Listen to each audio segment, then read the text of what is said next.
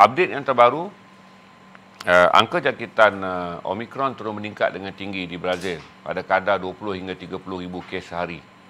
Tetapi telah disahkan bahawa walaupun virus ini bergerak pantas di Amerika Latin, tetapi bagi mereka yang telah menerima 2 dos vaksin, virus ini sangat mild. Jadi, strain ini bolehlah dianggap dia pantas berjangkit tetapi tidak seberbahaya Delta. Dunia masih lagi meletakkan Delta sebagai varian paling bahaya. Walaupun Omicron dikaitkan sebagai kacukan Delta dan juga Beta. Beta berasal dari Brazil dan Delta berasal dari India. Walaupun varian ini dikaitkan sebagai varian kacukan atau mutasi dua varian virus yang bahaya ini, tetapi dia tidak berbahaya kepada mereka yang telah menerima 2 dos vaksin.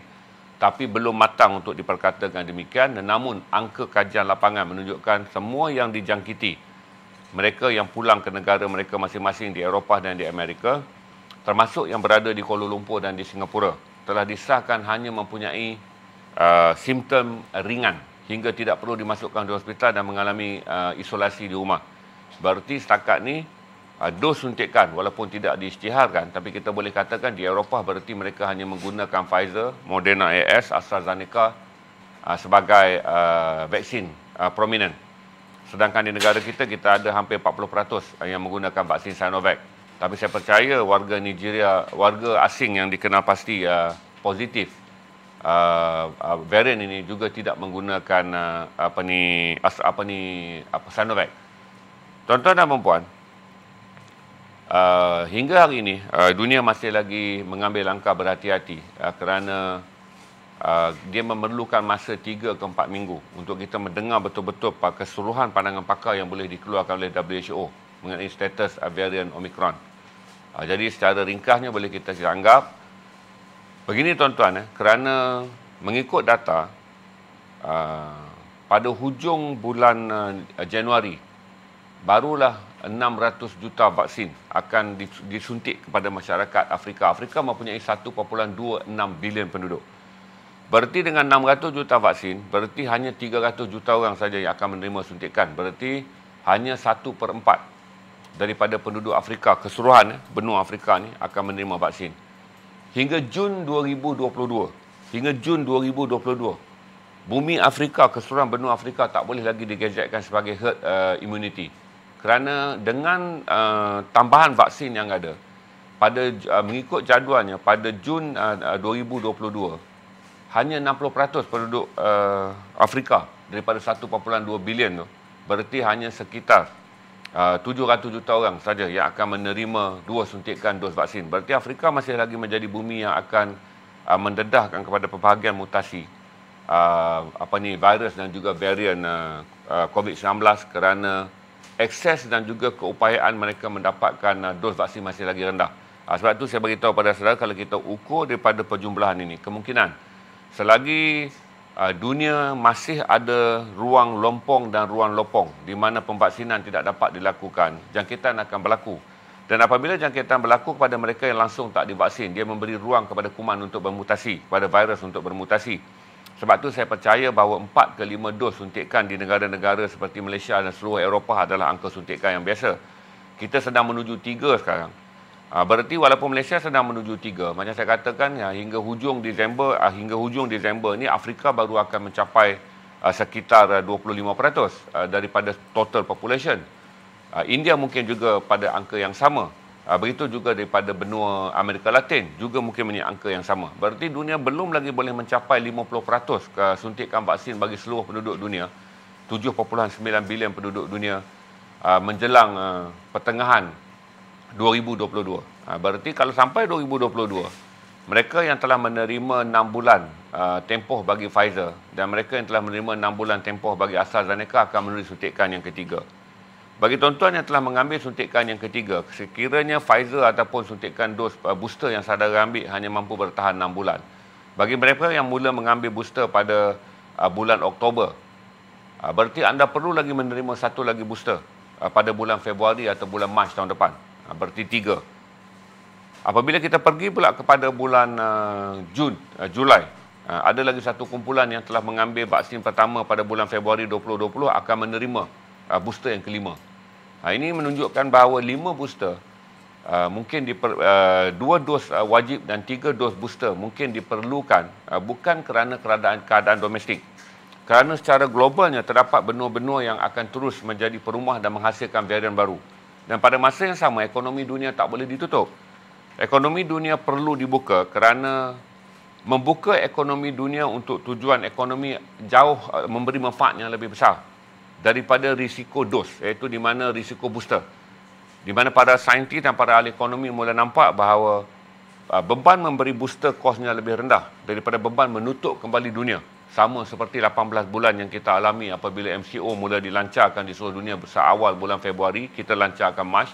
Kemudian MCO itu kekal up and down di negara-negara barat hinggalah sekarang. Jadi itu yang kalau saudara tanya tentang booster, tak boleh tengok tentang apa yang berlaku di Malaysia. Dia berkait rapat dengan globalisasi kerana ekonomi dunia perlu dibuka bagi membolehkan paras ekonomi tumbuh. Malaysia tak boleh tutup pintu jendelanya terutamanya kepada Amerika yang menjadi rakan dagang yang ketiga terbesar untuk Malaysia. Malaysia tak boleh menutup pintunya masuk kepada Singapura yang menjadi rakan niaga yang kedua terbesar. Malaysia tak boleh menutup pintunya daripada Jepun yang menjadi rakan niaga keempat terbesar, dan tentulah tidak boleh menutup pintu niaganya kepada China yang menjadi rakan niaga pertama. Kita juga tak boleh menutup pintu niaga kita kepada semua negara Kesatuan Eropah kerana Kesatuan Eropah menyumbang antara 6 hingga 8% keseluruhan kepada GDP ataupun KDNK Malaysia. Jadi ini menjadikan bahawa mereka memikirkan secara ekonominya, sektor kesihatan yakin booster boleh membantu mengurangkan risiko kematian walaupun berlaku jangkitan. Itu jauh lebih baik daripada menutup semua sempadan dunia dan melumpuhkan ekonomi dunia seperti mana yang berlaku dalam tempoh 18 bulan yang lalu. Itu yang saya boleh update saudara. Semalam saya melihat satu berita American football di New England. Bagaimana salji pertama disambut dalam keadaan Amerika berada di luar MCO. Berarti pada tahun-tahun 2020 kejohanan sukan di Amerika banyak yang dihentikan kerana COVID-19, tapi tahun ini diteruskan. Jadi Eagle turun. Eagle adalah pasukan American football yang terkenal, turun beraksi, dan ketika 5 minit sebelum perlawanan akhir, ribut salji datang. Kalau untuk Malaysia, tuan-tuan, kita tengok ribut tu kita lari. Tetapi semua orang membuka baju, berlari ke padang, pemain menanggalkan topi selepas whistle penamat dan menadah tubuh kepada salji. Memberi gambaran bahawa selama berkurung dan tidak dapat menyambut Christmas bagi tahun 2020, untuk rakyat Amerika adalah satu beban. Dan tahun ini mereka merasakan bahawa Amerika berada dalam keadaan lebih terbuka dan potensi Amerika untuk meraihkan Christmas tanpa ada satu negara pun yang akan mengalami lockdown adalah tinggi. Amerika menjadi satu contoh yang paling sukar difahami. Untuk saya ni paling sukar difahami. Negara mempunyai kesedaran kesihatan yang tinggi, tetapi mempunyai angka kematian yang tinggi. Di mana Amerika menyumbang hampir 40% daripada keseluruhan angka kematian lebih 5 juta orang ni. 2 juta lebih itu adalah daripada Amerika. Amerika menyumbangkan 25% daripada total jangkitan, iaitu wabak di seluruh dunia ni yang sekarang telah mencecah 160 juta. Amerika yang menyumbangkan paling banyak, diikuti oleh India. Tetapi Amerika menjadi negara yang paling kental, iaitu one down, two to go. Kalau ikut dia punya style tu, one down, two to go. Satu terkorban akibat penyakit ini, dua akan bangun untuk memperjuangkan terus Amerika. Tetapi pada masa yang sama, budaya terbuka Amerika tidak diraihkan sedemikian di Eropah, kerana Eropah masih lagi mengambil langkah yang terlalu berhati-hati. Jerman umpamanya membatalkan semua upacara keraian pra-Christmas. Berarti tiada bazar yang dibenarkan dibuka bagi tujuan menyambut kemerahan Christmas. Republic Czech Slovenia masih berada dalam keadaan darurat, curfew, lockdown sepenuhnya. Belanda masih lagi berada dalam keadaan lockdown. Jadi benda-benda ni kita lihat dia memberikan kita interpretasi yang berbeza. Bagaimana setiap negara mempunyai karakter dan mempunyai keberanian dan kekurangan berhati-hati ataupun langsung tidak berhati-hati dalam menghadapi COVID-19. Kerana bagi Amerika, saya fikir adalah bagi sebuah negara yang mempunyai tradisi The Great Depression, di mana mereka telah melalui kemesetan ekonomi pada tahun 29 hingga tahun 34 yang dianggap sebagai luka ekonomi paling dalam bagi sebuah negara muda seperti Amerika. Kerana apabila kita cakap negara Amerika, dia adalah negara muda. Kerana Amerika adalah negara 1776. kemudian menjadi sebuah negara batang yang membentuk negeri yang lebih banyak. Pada 1776 dia hanya dibentuk oleh 6 buah negeri. Kemudian berlaku perang Utara Selatan hingga membentuk Amerika 1824. Jadi Amerika adalah negara baru, mempunyai tradisi yang lebih baru dan berbeza daripada negara-negara klasik ataupun negara-negara yang mempunyai bentuk tradisi yang lebih prominent di Eropah, sama ada United Kingdom, Perancis, Jerman, ataupun negara-negara neutral, Sweden dan juga Switzerland. Itulah saya update pada saudara petang ni. Dunia sedang melalui kerangka yang berbeza. Saya terkejut tuan-tuan apabila membaca laporan mengenai bantuan vaksin yang diterima oleh Afrika. Antara negara penyumbang adalah India. Terkejut saya kerana India juga adalah negara yang melalui pengalaman yang pahit. Penduduknya ramai 1.4 bilion, iaitu 1.2 bilion, iaitu negara yang kedua penduduk paling ramai selepas China. Tapi saya tengok sumbangan dos vaksin yang disumbangkan kepada Afrika ketika Afrika berada dalam keadaan kritikal.